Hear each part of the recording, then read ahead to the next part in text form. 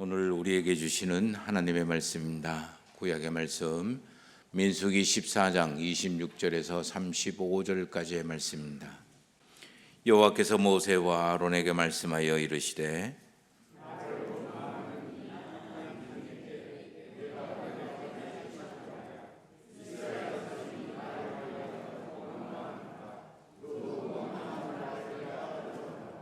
그들에게 이르기를 여호와의 말씀에 내 삶을 두고 맹세하노라. 너희 말이 내 귀에 들린 대로 내가 너희에게 행하리니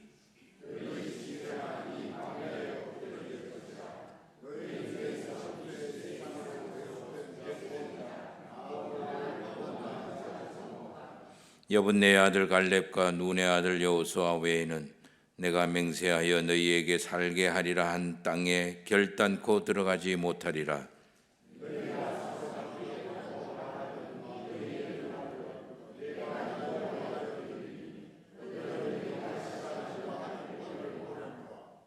너희의 시체는 이 광야에 엎드려질 것이요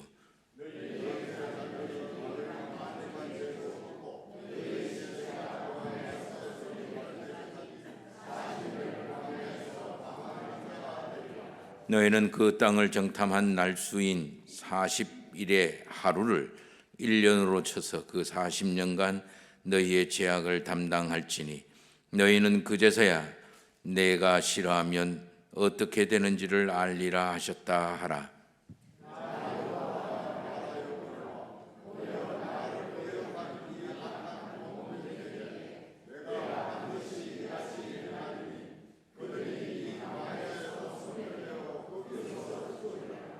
아멘. 신약의 말씀입니다. 고린도후서 4장 7절에서 15절까지 말씀입니다. 우리가 이 보배를 질그릇에 가졌으니 이는 심히 큰 능력은 하나님께 있고 우리에게 있지 아니함을 알게 하려 함이라.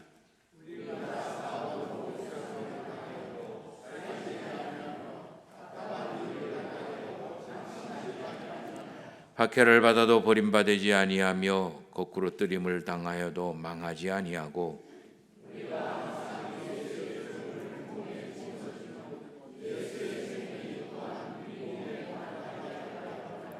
우리 살아있는 자가 항상 예수를 위하여 죽음에 넘겨짐은 예수의 생명이 또한 우리 죽을 육체에 나타나게 하려 함이라.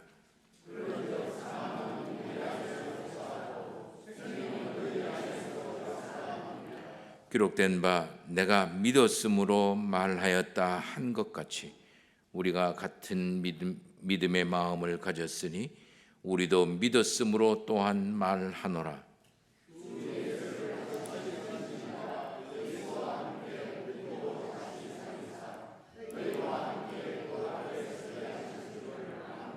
같이 읽겠습니다. 이는 모든 것이 너희를 위함이니 많은 사람의 감사로 말미암아 은혜가 더하여 넘쳐서 하나님께 영광을 돌리게 하려 함이라. 아멘. 하나님 아버지가 우리에게 주시는 최고의 시간에 저와 여러분들이 지금 함께하고 있습니다. 이 시간 예배를 드리는 모든 성도님들에게 하나님 아버지가 우리에게 주시기로 약속한 은총의 충만함의 역사가 이 시간에 일어나기를 예수 그리스도의 이름으로 축원합니다. 벌써 11월 중순입니다. 11월 중순 되면 늘 떠오르는 또 기억나고 생각나는 게 두 가지가 있는데 오늘 하나를 이야기하고자 합니다. 인디언에 관한 책을 읽었었는데 그때 그 책에 이런 내용이 있습니다. 책을 쓴 저자 주인공과 인디언이 함께 말을 타고 평원을 달립니다. 그런데 한참을 가더니 인디언이 그 자리에 서서 뭔가 기다리는 듯한 자세를 취합니다. 주인공이 묻습니다. 왜 묻냐? 왜 멈춰 있느냐? 빨리 가자. 그러니까 그 인디언이 대답합니다. 아니야, 내 영혼이 뒤따라올 수 있도록, 내 영혼이 나를 따라잡을 수 있도록 기다려야만 해. 그렇게 이야기하는 내용입니다. 달리 이야기하면 정신없이 앞만 보고 쫓아가지만 말고 가끔씩 자기 자신을 기다리고 돌아보는 성찰의 시간이 필요하다라는 그런 이야기입니다. 그러고 보니까 2023년 지금 이 시간이 2023년을 돌아볼 수 있는 그런 성찰의 시간이 아닐까 이런 생각이 듭니다. 그래서 지난 1년을 돌아보고 우리가 찾고 알아야 할 거 정신없이 살다 보니까 놓쳐버린 아주 중요한 것들을 다시 확인을 하고 마냥 앞으로 나갈 생각만 하지 말고 가끔씩 뒤를 돌아보며 나를 생각하면서 내 갈 길을 재조정할 필요가 있다. 그 시간이 바로 지금의 우리가 보내고 지나가는 시간이 아닐까 여겨집니다. 오늘 말씀을 통해서 우리의 이 깊어가는 가을이 저와 여러분들의 지난 23년을 성찰하고 내년을 깊이 있게 준비하고 재조율할 수 있는 시간이 되기를 소망해 봅니다. 오늘 먼저 말씀을 묵상하기 전에 질문부터 먼저 하나를 드리고 싶습니다. 지금 저와 여러분들이 함께 예배를 드리고 이 공간에서 예배를 함께 드리는 이유가 뭡니까? 저와 여러분들이 하나님의 부름을 받고 하나님의 사람이 되고 믿음의 사람이 되었기 때문이 아니겠습니까? 그렇다면 이제 물어보십시다. 내가 하나님의 사람이라는 것, 또 내가 하나님을 믿는다라고 하는데 이것을 한 문장이나 뭐 단어 이런 걸로 짧게 핵심적으로 표현을 하려면 뭐라고 표현을 할 수가 있을까?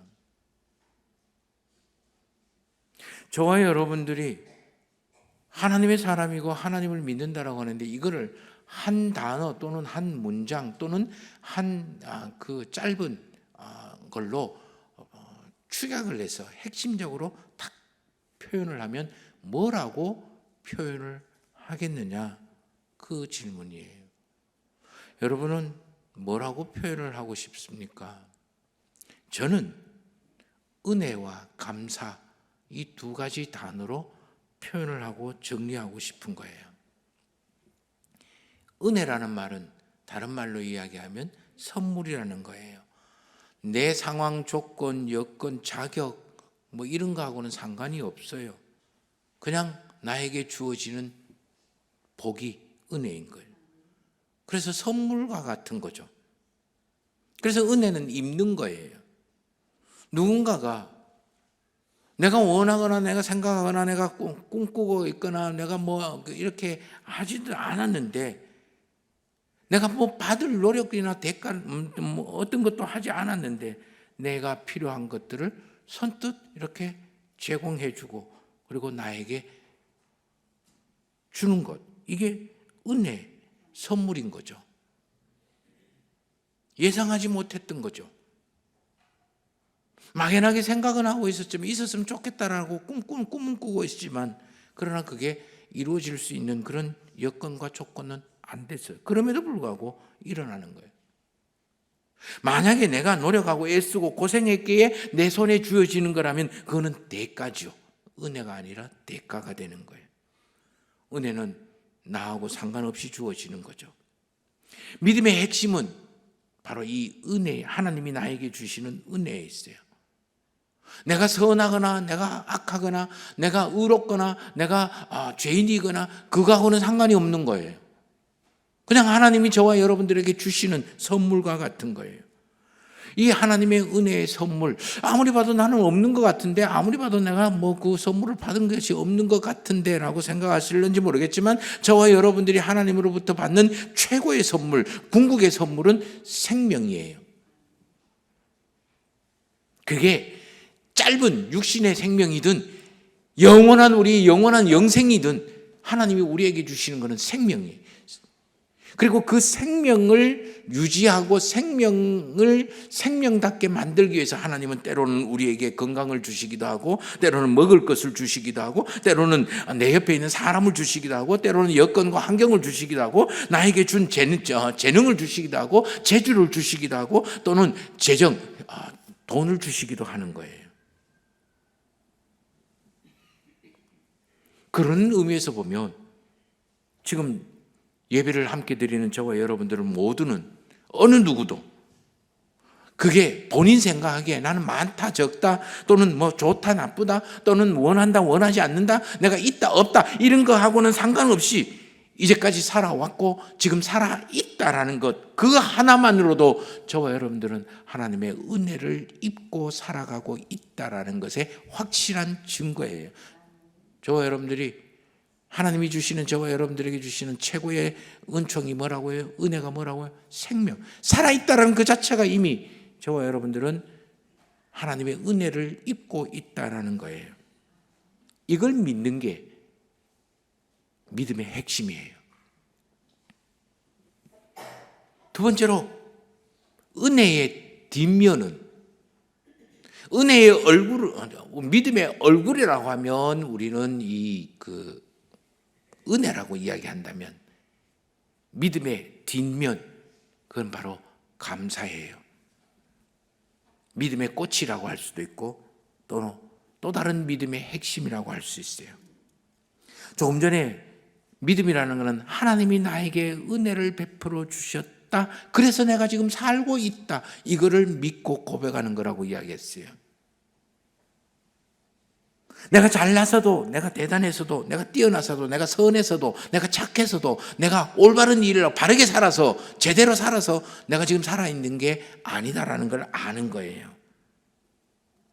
누구나 다 하나님의 은혜를 입죠. 그 은혜를 입고 살아간다라는 것, 하나님의 선물을 받고 살아간다라는 것을 깨닫고 아는 것, 그게 믿음이라면 모르고 살 수도 있죠. 그건 믿지 않는 거예요. 그러면 내가 감탄을 하게 됩니다. 그렇구나. 내 인생이 이런 거였구나. 내가 하나님의 은혜를 받았고 입고 살고 있구나. 그게 바로 받았음을 나타내고 표현하는 것. 그게 바로 감사라고 이야기하는 거예요. 하나님이 저와 여러분들에게 하시는 일이 은혜라고 이야기를 한다면 내가 하나님께로 받은 것들을 가지고 하나님께 응답하는 것, 그것을 감사라고 표현을 하는 거예요. 은혜가 없는데 내인데 감사가 일어날 수 있겠습니까? 없어요. 은혜는 있는데 내가 감사하다라고 표현을 하고 응답을 하지 않았어요. 그러면 내가 은혜를 모른다든가 아니면 은혜를 무시한다든가 아니면 은혜를 차버린다든가 이 세 가지 가운데 하나겠죠. 내가 은혜에 대해서 하나님은 나에게 분명히 은혜를 주셨는데 그 은혜를 내가 아무런 반응이 없다면 나는 죽은 거고, 하나님의 은혜를 알면서도 반응하지 않는다면 나는 아주 못된 인간이고, 그래서 은혜의 완성은 감사의 반응이에요. 그러므로 믿음이라는 것은 내가 지금 살아왔고 살아있다라는 것을 알고 감사하는 것, 그게 믿음의 핵심이에요. 하나님의 은혜를 잊고 살아가면서도 하나님의 은혜인 줄도 모르고 하나님이 주신 선물인 줄도 모르고 그저 자기의 노력하고 애쓰고 자기가 열심히 잘 살아서 얻어진 대가라고 생각한다라는 것은 믿음을 아직도 모르는 사람의 이야기예요. 은혜는, 하나님이 나에게 주신 은혜는 알아차리고 내가 감사함으로 내가 내 것이 되는 거예요. 내가 살아있는 것 그 자체가, 내가 있다 없다, 건강하다 건강하지 않다, 이거는 두 번째 문제예요. 내가 살아있다라는 것 자체가 전적인 하나님의 은혜임을 깨닫고 감사할 수 있는 것, 그게 믿음의 핵심이다라는. 여기에 왜 은혜와 감사가 믿음 생활의 핵심일까?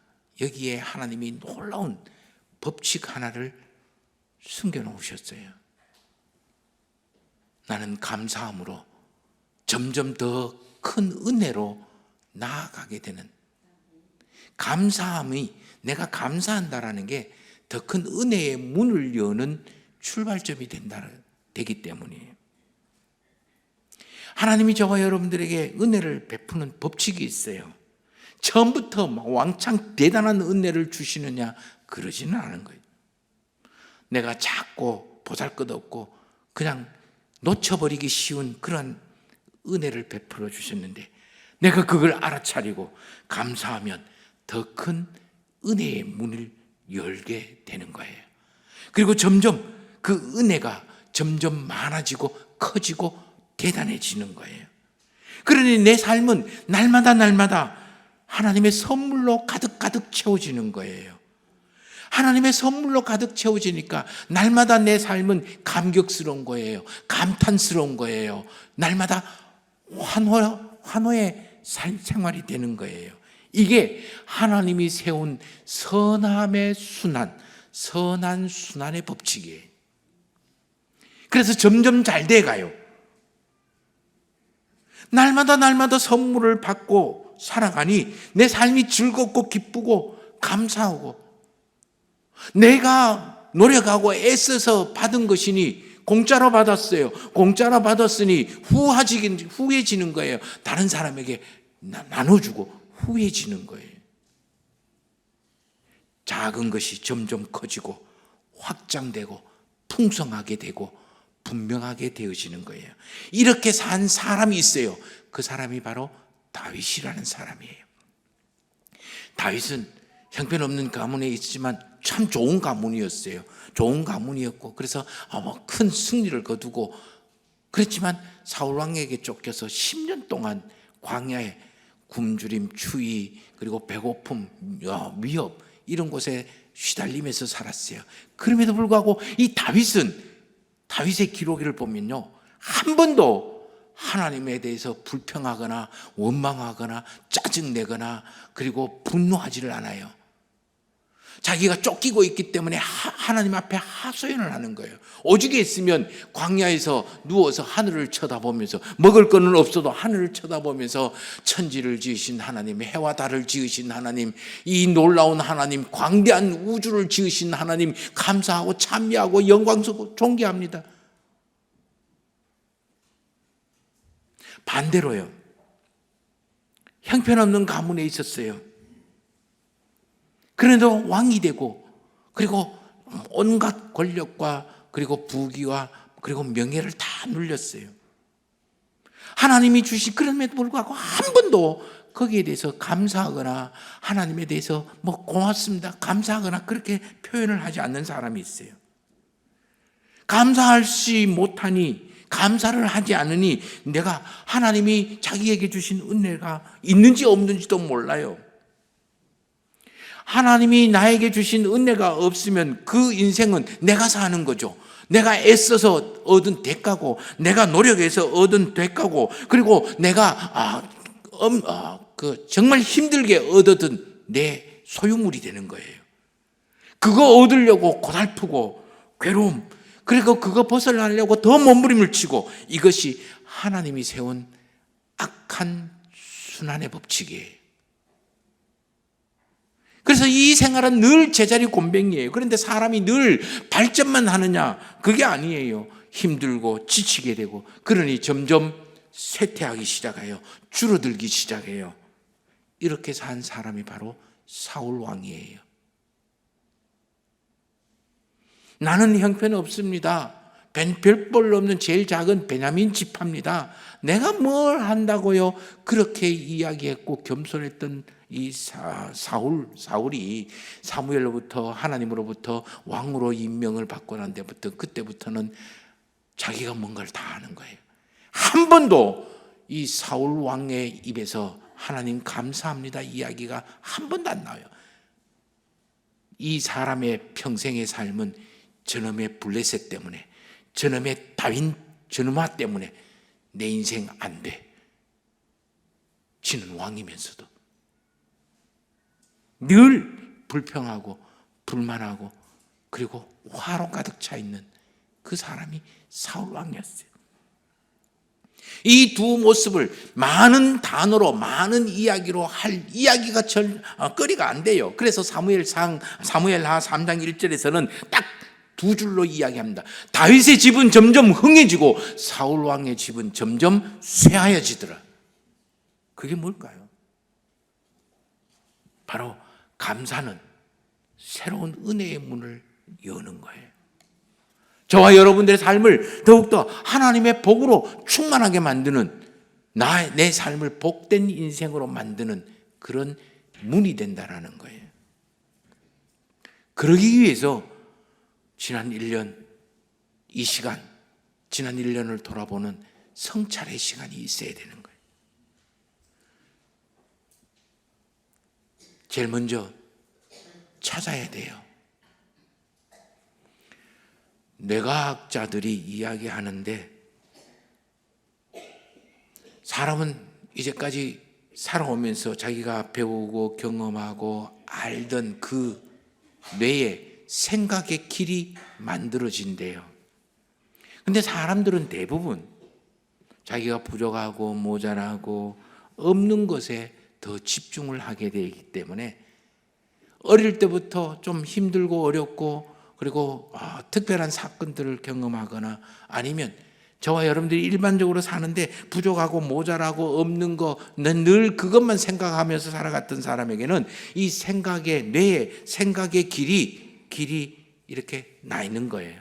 그래서 즉각적으로 이제까지 나는 부족하고 모자라고 어렵고 힘든 일, 그래서 이것 때문에 안 되고 이것 때문에 안 되고 이것 때문에 안 되는 그 일로 고속도로가 나는 거예요. 그래서 즉각적으로 그렇게 가는 거예요. 그 끝이 뭐냐? 불평, 불만, 짜증, 원망, 그리고 변명하고 책임 추궁하고 비난하고 비판하는 그런 생각의 길이 만들어진, 그 뇌과학자의 이야기를 다시 되돌려 보면, 그렇다면 지금 이제부터 내 뇌의 생각의 길을 새롭게 만들면 되는 거예요. 내가 하나님의 은혜를 잊고 살아가고, 내가 하나님의 능력으로 살아가고 있구나. 내가 하나님의 권능으로 살아가고 있구나. 내가 하나님의 선물을 사고, 내가 이게 이런 선물이 있었구나. 이런 하나님의 일하심이 있었구나. 이렇게 하나님이 나에게 복을 주셨구나. 그 생각을 자꾸 하다고 찾아내다 보면 옛날의 길이 폐쇄되가 되고 새로운 생각의 길이 열려지는 거예요. 그래서 감사는 찾아야 돼요. 은혜는 찾아야 돼요. 우리의 습관대로, 보이지 않는 대로 생각하지 말고 새롭게 보이는 하나님의 은혜를 찾고, 하나님의 은혜를 깨닫고, 하나님의 은혜를 생각하고, 하나님의 은혜가 뭐가 있을지 눈을 부릅뜨고 찾아내서 내 뇌의 생각의 길을 새롭게 만들어야 돼요. 그래야 감사함이 내 속에 생기는 거고, 기쁘고 즐겁고, 그리고 행복하고 복된 것이 내 생각에 지배하게 되는 거예요. 왜 이게 중요하냐? 오늘 우리가 읽은 구약의 말씀, 민수기 14장 26절에서 35절까지의 말씀을 보면 아주 귀에 꽉 박히는 말씀 하나가 있어요. 28절 말씀을 한번 보세요. 민수기 14장 28절입니다. 민수기 14장 28절. 너희 말이 그들에게 이르기를 여호와의 말씀에 내 삶을 두고 맹세하노라. 너희 말이 내 귀에 들린 대로 내가 그대로 행해 줄 거다. 이스라엘 백성 여기서 불평하고 원망하고 그리고 짜증내고 분노하고 그랬던 사람들요, 앞에 내용을 보면 처음부터, 출애굽기 처음부터 불평하고 원망하고 짜증내고 그리고 분노하고 궁시렁거리고 안 된다, 이것 때문에 안 된다, 저것 때문에 안 된다 이랬던 사람, 홍해를 건너고도 광야 생활하면서 처음부터 끝까지 그렇게 합니다. 이게 있어줘, 이거 있어야 돼, 저거 있어야 돼, 니만 안 해, 나도 하자, 그렇게 따졌던 사람. 그러면서 끝에 가서 차라리 이어서 죽는 게, 이 광야에서 차라리 죽는 게 나아. 아니, 죽는 것보다는 옛날 애굽으로 돌아가는 게 더 나아. 너는 우리를 죽이려고 여기까지 데리고 왔냐. 끝까지 그 이야기만 토해내요. 하나님이 이야기합니다. 내 귀에 들린 대로 너에게 행하리라. 그 사람들에게는 머리에 생각의 뇌가 이미 불평하고 원망하고 변명하고 짜증내고 이걸로 가득 길이 나 있는 거예요.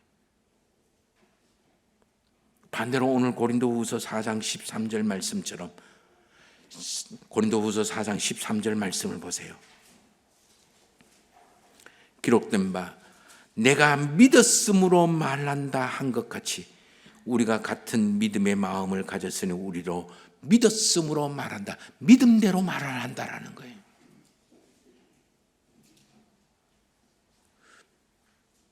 믿었음으로 말을 한다라는 거예요. 이 사람이 믿는 게 뭡니까? 이 사도 바울이 믿는 게 뭡니까?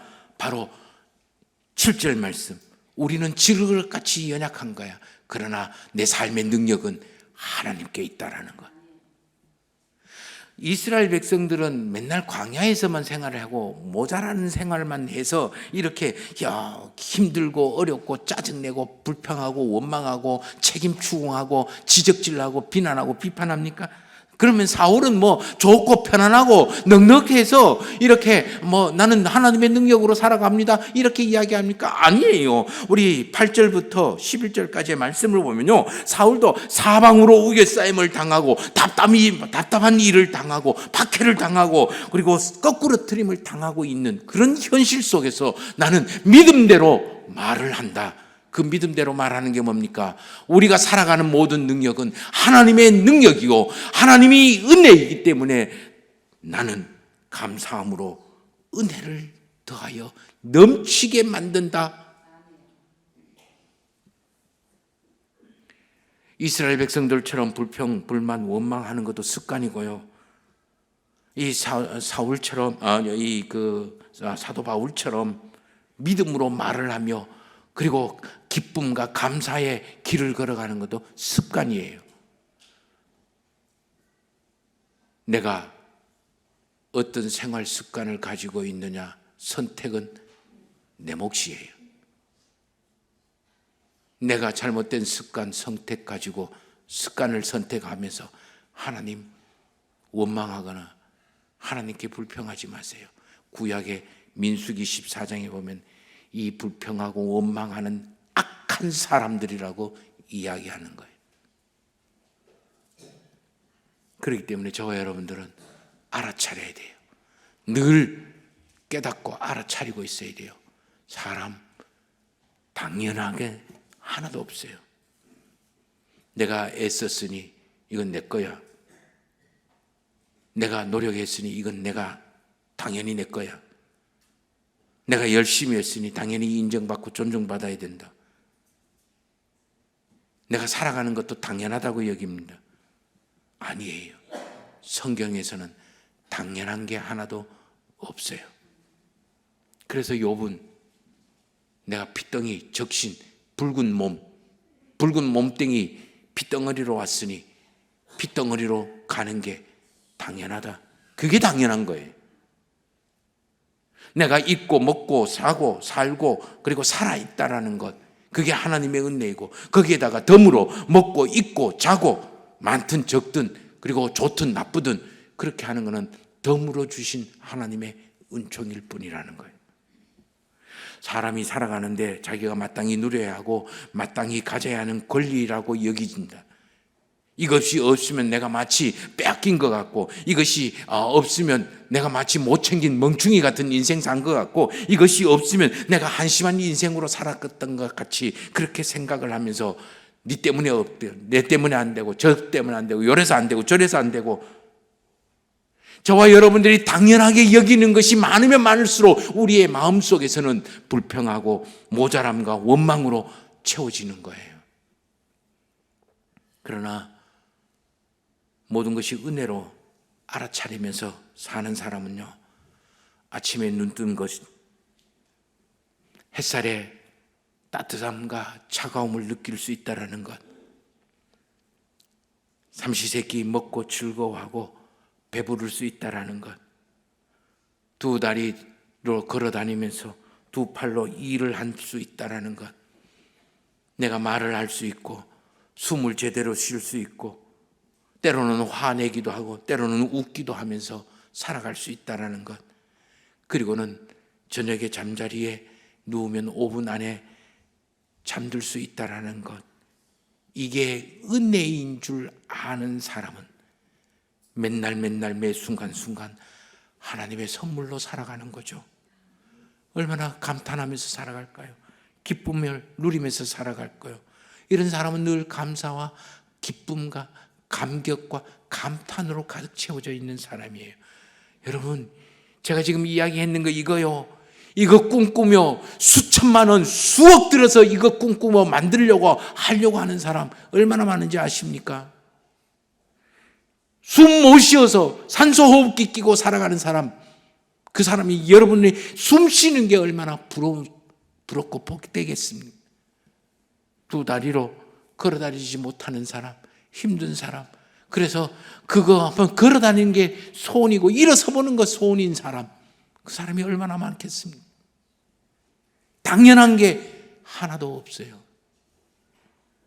내가 은혜를 찾지 않는데 어떻게 은혜를 알게 되고, 은혜를 모르는데 어떻게 하나님의 살아계심이니, 하나님의 동행하심이니, 하나님의 구원하심이니, 하나님의 놀라운 역사하심이니를 이야기할 수 있겠습니까? 말짱 거짓말이지.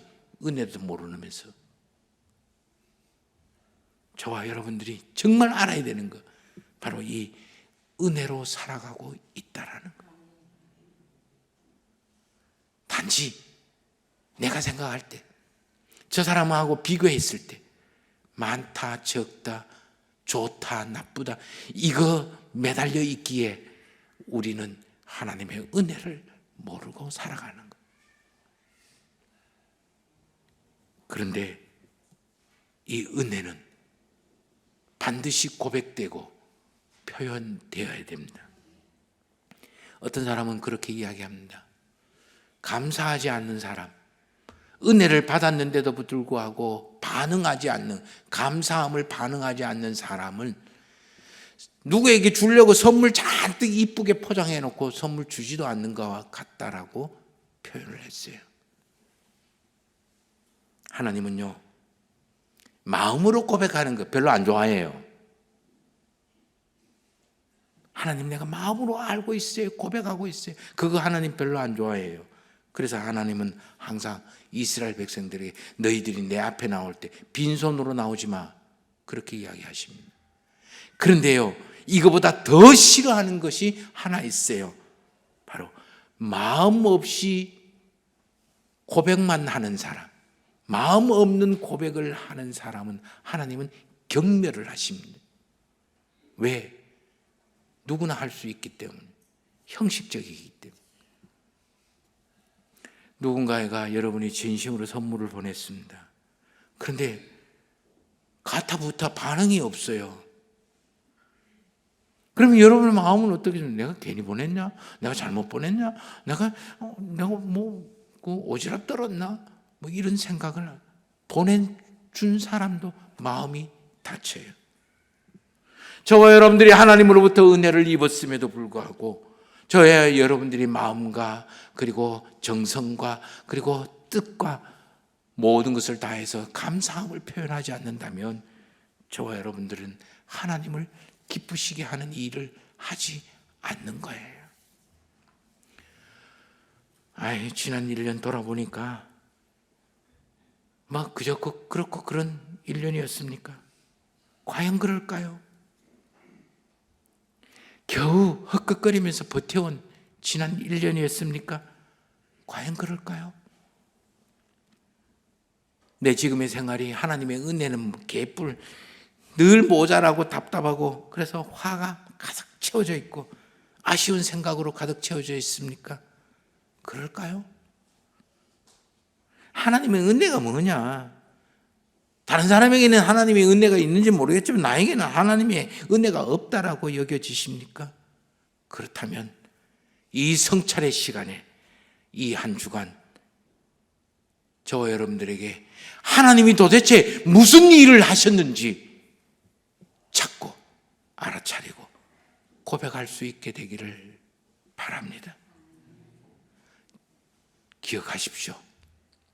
지난 1년 하나님이 도대체 나에게 무슨 일을 하셨는지, 우리 집에 무슨 일을 하셨는지, 우리 교회에 무슨 일을 하셨는지, 내 직장에서 무슨 일을 하셨는지, 나에게 무슨 일을 하셨는지 그것을 찾고 이거였구나 알아차리고 하나님께 감사를 드릴 수 있는, 예배를 드릴 수 있는 우리 성도님들의 한 주간, 두 주간의 성찰의 시간이 되기를 주의 이름으로 축원합니다.